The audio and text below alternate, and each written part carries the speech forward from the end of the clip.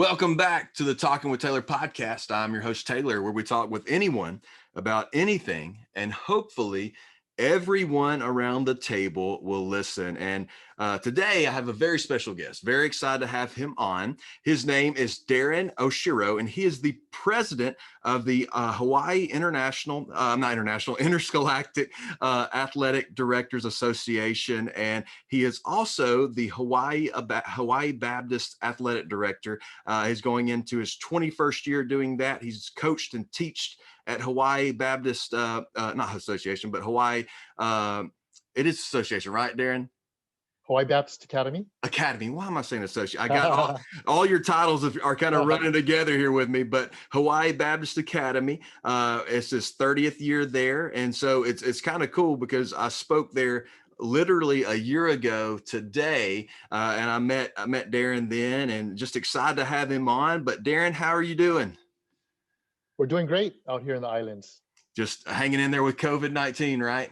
Hanging in there, and obviously can't complain about the weather. That's right. Absolutely. And I wore my Aloha shirt today just for you. It looks good. Yes, sir. It looks good. And I've got my HBA polo you sent me and the masks, and I'm very thankful for them. And I love rocking my HBA gear whenever I get to. And so you've been at Hawaii Baptist Academy for 30 years. You've coached and taught there, and now you are going into your 21st year as the athletic director. Tell us a little bit about the culture of Hawaii Baptist Academy, and tell us a little bit about your role as the athletic director. Well, one of the things about HBA that's unique is we were founded in 1949 by Southern Baptist missionaries, which basically it was basically a mission school, and that Christian mission is kind of what is the underpinning of it, all that we do. So today, all these years later, we're recognized more for our academic excellence and our academic rigor, right? And having a competitive athletic program, but we try not to lose focus on those spiritual roots, and why we were founded. But we're a small private school on Oahu. The private school league on Oahu is probably the most competitive league in our state. So it's a mix of very big schools to very tiny schools. Some of the big schools have actually sent a lot of football players to big-time D1 programs on the mainland, right? In the continental United States. Of course, you guys are familiar with Tua Tagovailoa. Yeah, that's right. Starting this Sunday, by the way, for the Dolphins. So yes, interesting decision there by their that's by their coaching and leadership. But yeah, so at HBA, I guess the thing, if I could kind of summarize everything, the thing I'm most proud of about our school is while we try to compete and the lights just went out. While we try to compete and play to win, we try to not lose perspective. That's right. On sports being educationally based first. Absolutely. And not win at all costs. Well, that's one thing that I did notice when I was with you guys last year, and noticed just the culture of excellence in all things. And as believers, I think we are all called to have excellence in all things, whether it's academics and sports. And Hawaii Baptist Academy does do a great job of implementing that in everything that they do. And obviously you as a leader in leadership there do a great job of implementing that as well. And so how has HBA responded to COVID-19? Because everyone's having to do something with COVID. How have you guys responded to it? Well, as a state, basically everything was postponed. Mm-hmm. All of the sports, at least as it relates to potentially competing for state championships, all of the varsity sports were pushed to 2021, including football, which is a big sport in the state of Hawaii. So will you guys be playing in the spring of 2021? That's the plan. Okay. Like everything else, plans are fluid, because we're not sure where we're going to be relative to COVID-19. Right. And Obviously, in Hawaii, a big part of our economy, as bad as it's been on the mainland, it's probably been worse here, because so many people work in the tourism industry. Yes. So they Yes. work at hotels, or they're taxi drivers or Uber drivers, or they do tours, or they own or work at restaurants in Waikiki. Um, so from an economic standpoint, it's been very difficult. But the aloha spirit, like we refer to all the time, is alive and well. Yes. Um, everybody's been trying to help one another out. Nobody's been upset about shutdown policies. I mean, I'm sure there are some people, but there just been a great spirit of cooperation and support. Well, So and I think that's our only choice. You have a choice to get bitter or get better, and that's kind of what we're all having to do, is adjust to these new the new normal that we're all experiencing during COVID. And so there you go. You got the light yeah, looking good now. Yes, sir. Yes, sir. Well, you mentioned. You mentioned how you guys have just had to postpone football, and so you are also, which is pretty incredible, the president of the Hawaii Interscholastic Athletic Directors Association, which that's why I got Hawaii Baptist Academy and associations all mixed up, which is an incredible deal. And for those that are listening in Alabama, and we got listeners all over the country, and got some Canadian listeners. I had some of our Canadian friends email in, and I've got a friend. I forget exactly. He's in Europe. He's going to be on soon, but we're trying to spread it out. But those who are in Alabama, Deren it'd be like he's the president of the Alabama High School Athletic Association here in Alabama. You are the guy in Hawaii, and so tell us how, like you said, you guys are planning for the spring. What all are you guys doing during this pandemic in regards to sports? well, in Hawaii, probably the biggest sport in terms of popularity and in terms of revenue is football. Right. Um, I don't know where it is now. I remember reading something a few years back where per capita, Hawaii produces um, more D1 football players than anywhere except Ohio. Yes. You know, Yes. so it wasn't Texas, it wasn't Alabama, it wasn't Oklahoma, Hawaii. or Florida. But for as small a state as we are, there's a lot of football talent. And back in the day, maybe 20 years ago, there weren't as many schools that recruited Hawaii, and Hawaii, as a result, always had great teams. They're still a great university, Yeah. but it's a struggle to keep the top kids home now. But so as a state, everything's pushed back at the earliest of January. Right. We're essentially, on paper, no sport has been canceled. So every sport has a placeholder in our state calendar. Good. But we're really trying to compress 3 seasons, fall, winter, and spring, into 2 seasons between January and May. And both of those seasons, season one and season two, if you um, will be shortened. Wow. So football right now on our calendar is scheduled to start um, kind of towards the tail end of that season one, and then run through late spring. So we'll see how it goes. Yeah. The public schools in Hawaii really rely on um, or the revenue that they generate from the gate and the concession and the parking, Yep. um, really helps support their overall athletic That's right. program. Yep. Maybe not so much the private schools, but certainly the public schools. So it's a tough situation. I think it's probably not unlike uh, situation in Alabama or elsewhere That's right. in the country. And you see that kind of you see those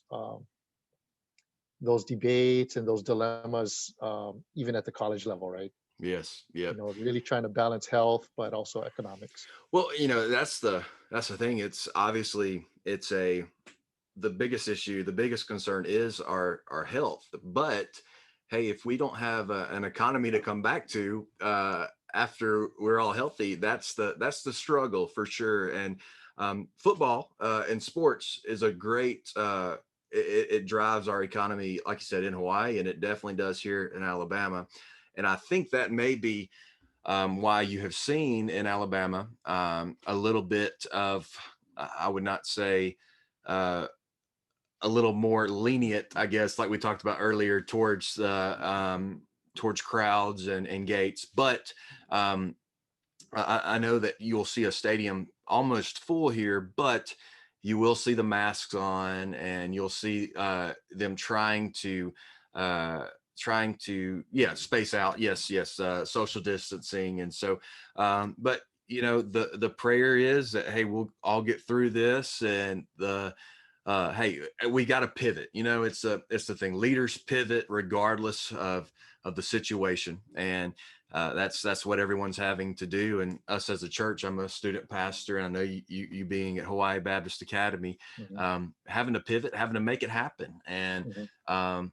that's all we can do. But we're also trying our best to um, you know do the protocols to keep everyone healthy. And so Sure. and that's also tough in leadership too, because it falls back on us as to for us to keep everyone as safe as possible. And so another cool thing that I experienced on the island, I've learned the terms on the island, the mainland. I was out there for a week, and you guys taught me a lot, so I really enjoyed it. But a sport that kind of, for me, I didn't realize was such a big deal. It was a big deal here for our females volleyball, but in Hawaii, uh, guys, males get scholarships for volleyball. I met Hmm. I forget his name. He's at Hawaii now. He got a scholarship. He was a senior last year. Tall Makua kid. Maramoto. Yes, yes, Makua. yes, Hmm. yes. Met him, super guy. And Noah, a golfer. Noah's a Noah golfer. Koshi. Hmm. Yep. Has he graduated?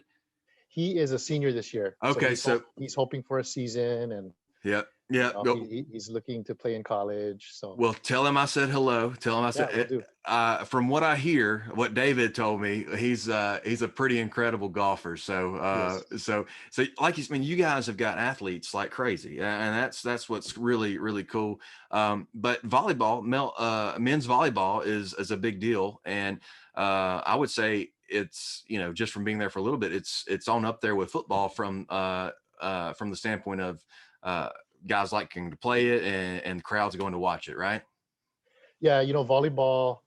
Yeah, I mean it's a big sport here in Hawaii. You're right. It's more popular on the female side or the women's side, um, but um, you know it's also popular on the guys side. Yeah, At the University of Hawaii, the men, the last 2 years have been right there, going to the Final Four, and being on the. They were in the national championship game a couple seasons ago against Long Beach State. Um, but yeah, it's part of it probably is the weather. yeah, yeah, You have um, folks that like to play sand volleyball. yeah. Folks like to put up a net and play out on the grass. So That's it's right. not just the indoor game; it's indoor and outdoor. Um, And but yeah, culture, I it's think yeah, culture plays a big deal for sure. right, right. And I love watching volleyball, love watching the game, and I just thought that was really cool going out there, because a lot of our listeners, when they think volleyball, they don't think men's sport, but in Hawaii, man, it's female and men's, and it's really cool to see. And We had it's we had as small as we are, and we're in Division 2, which in Hawaii, I don't know how many divisions of classification there are in Alabama or in the South, at the in the various states. But in Hawaii, there's only two divisions. Division 1 is more or less the bigger schools. okay. Division 2 is the smaller schools, and our boys volleyball team has won 9 Division 2 state titles. I'm about to say I Uh, saw a our, lot of state championship trophies in your trophy case as I walked right, by. our girls have won 4. Our boys actually have moved to Division 1, not because they were forced to, but because they wanted to. They wanted the challenge. Competition. They wanted the competition, right? Um, but we had on both the boys and girls side, even as a small school in Hawaii, we actually had the state player of the year on both sides. We had a young man that um, he was a state player. He was the state player of the year senior year, and he went on and played at UCLA. Wow. And then we had a gal who we won the state title all three of her final 3 years, sophomore through senior year, and she got a full scholarship to the University of Texas. That's great. So she was a 4-year starter for them, and they won a national title while she was there. So That's yeah, big sport for us. yes, yes, HBA. absolutely. And I think that's great. And I think if anyone gets a chance to go to Hawaii, I think you guys need to go check out some volleyball, because I think you guys do it best out there for sure. And well, I think our time's coming close to an end here, and let's just kind of recap a little bit. You, like I said, going into your 21st year as the athletic director of Hawaii Baptist Academy. You've been there 30 years. You're the president of Hawaii Interscholastic Athletic Directors Association. And there are a few more groups you're involved in. What are those other groups you're involved in again? Well, I've been getting more involved at the national level. Our national association is the acrostic is the acronym is the NIAAA. And that stands for National Interscholastic Athletic Administrators Association. Okay. So I've been going to their annual conferences the last 12 years. But recently I just was tabbed to serve on a ad hoc committee, okay, a DEI committee, which stands for Diversity, Equity, and Inclusion. I think the committee was already in the works prior to all of the social unrest of the spring and summer, but especially now, given the current climate in our country, it's a committee that's probably overdue. Yes. So it's basically the way that NIAAA splits up the country in terms of high school sports is they divide the country into 8 sections. Okay. I'm one of 2 ADs. So for the 8 sections, they asked 2 athletic directors to serve and represent. Hawaii is part of Section 7. Section 7 is Hawaii, Arizona, Nevada, Utah, and California. Right. So along with an AD from Arizona, we're representing Section 7. But they try to select athletic administrators who serve underrepresented groups. So I'm the token Asian, I guess. There you go. There you go. Yes, sir. Yes, sir. But it's neat. Several Caucasian members, several African American. That's great. Members, and then an Indian American. But I'm just kind of talking about what leadership looks like at the high school level from the different parts of the country, and how the opportunities are afforded to various members of the community. Right. And if just kind of right now we're just in the phase of trying to develop a survey and just trying to get an accurate picture of high school athletic administration leadership from across the country and what it looks like. And if there's any areas of the country where maybe certain groups have been underrepresented or have been overlooked, just trying to see what we can do to kind of educate folks and address those issues and level the playing field for sure. Sure, yeah. And I think that's like you said, way overdue. And we talked about this earlier a little bit, but it does break my heart, and it breaks your heart where our country is on race relations and us trying to mend that. And I think this right here is out of everything you serve on is one of the most important committees you could serve on right now. And man, we're praying for you and praying for that opportunity. And you're such an incredible leader. And I'm so thankful that we got to spend this time together today, and excited to continue to build on our friendship, and just looking forward to the future. And so, Deren, before we go, is there anything you want to leave our listeners with? I guess from your part of the country, roll tide. Yes, sir. Yes, sir. That's right. That's right. That's right. Roll tide. One interesting thing I wanted to, I just popped into my mind. Do you remember the the kicker from Alabama back in the day, Peter Kim. Yes, I do. He Okay. played for Bear Bryant. Yes. But he had his family was in Hawaii. His son was actually attending HBA Wow. before they moved back to the mainland. But yeah, I think it was maybe early '80s, Yes, yes, back yes. in the Bear Bryant time. But Wow, that's my Peter Kim, dad's era, but that's oh, that's really cool, really yeah, cool. yeah. So, oh man, hey, we Alabama's got connections all over, man. We've got an HBA alum, so that's cool, that's cool, that's cool. Our family connected to HBA Yeah, anyway. family, So, right? yeah, family. That's right, that's right. Well, hey, hopefully we'll get somebody from the HBA at some point. I'm sure we will. So, and like you said, HBA is a great school. And here's what we're going to do. We're going to put a link to the school in the description on YouTube. If people want to support financially, they Mhm. can, and check some stuff out. You know, that's a big part of our school story too. You know, as I mentioned earlier, we were started by Southern Baptist missionaries, Yep. HP and Mary McCormick. But to this day, we actually get a lot of support from a lot of Baptist and Christian churches all over the country, Yep. Texas, Oklahoma, probably Alabama, but Yep. on the Eastern Seaboard, Carolinas, Georgia, where a lot of the Southern Baptist churches actually support our school, and it's part of a line item in their budget. Yep. Yep. So that's really afforded our school the opportunity to expand, um, facilities and programs. None of the tuition dollars go towards any capital projects. That's Um, awesome.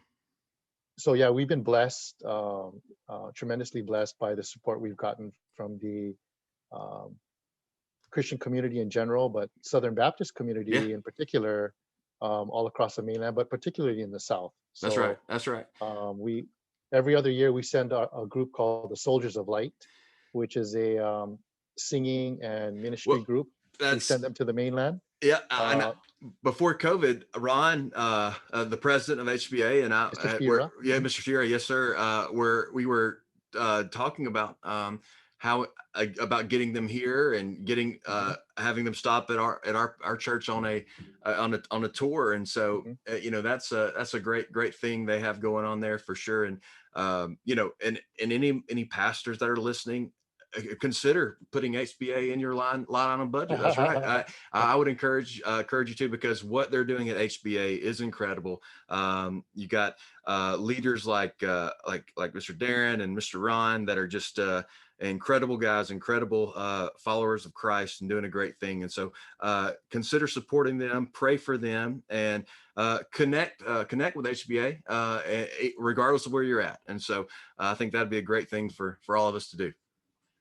Appreciate that. Yes, We had a sir. good time with you. Yeah. Yes, sir. Well, Darren, we'll definitely stay in touch. But thank you so much for being on the podcast today, my friend. Yes, sir. Thanks for having me. Yes, sir. Y'all have a great day.